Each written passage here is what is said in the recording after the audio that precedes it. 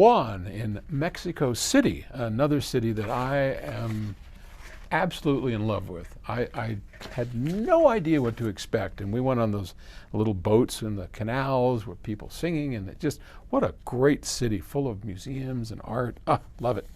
Anyway, Juan writes to me and he says, I'm having trouble figuring out what the book is about. Okay, is it a history book or a novel? And if it's a novel, what's the type of novel kind? Oh, okay, the genre is what he wants to know. Sorry for my poor English. Oh my gosh.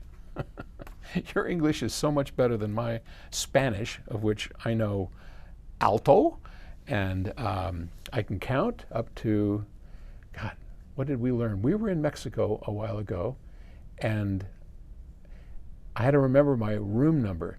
3221. There you go.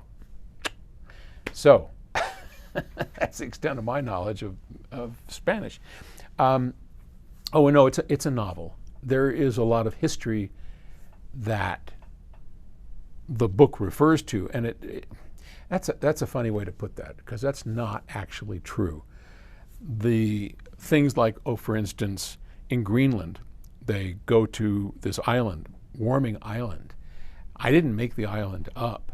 That is one of the newest, in fact, I think it is the newest island on Earth.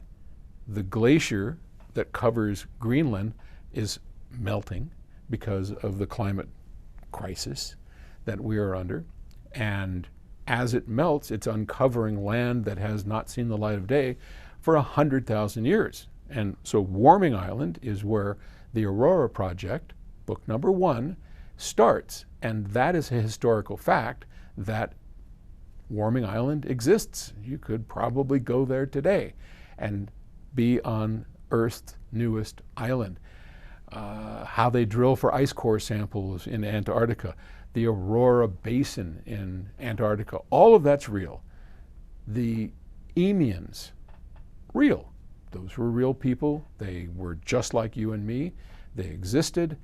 There was a warming period. I mean, all of these facts play into this novel, but it is absolutely not a historical novel. Now, this is good fiction, and we've got our heroes, we've got our bad guy. So people have been asking me, well, tell us about your bad guy. Well, the main bad guy in the Aurora Project, and not in book 2, but then we come back to him in book 3, his name is Uzziel, Uzziel. He is a very tall fellow with a band of other tall fellows with bright green eyes, and well, I'm not going to tell you too much, because they too are based in some sort of facts, and you're going to be really surprised when you find out what these guys are up to. But they're pretty bad dudes. So you got to have your bad guys, you got to have your good guys, and then in book 1, and book 1 takes place the Aurora Project, and it kind of leaves off as a cliffhanger. And they're still in Antarctica.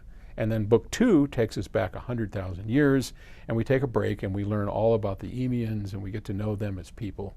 And then book 3, we come back to pull our poor guy off the cliff, maybe? Well, sure. They live, I'll tell you, okay. And we continue the story that was started in book 1, and Uzziel is in both of those. And yeah, so that's about as much as I'm going to let you in on. But it's all based in fact, but it is clearly a novel. Okay. Thanks for the question. Take it easy.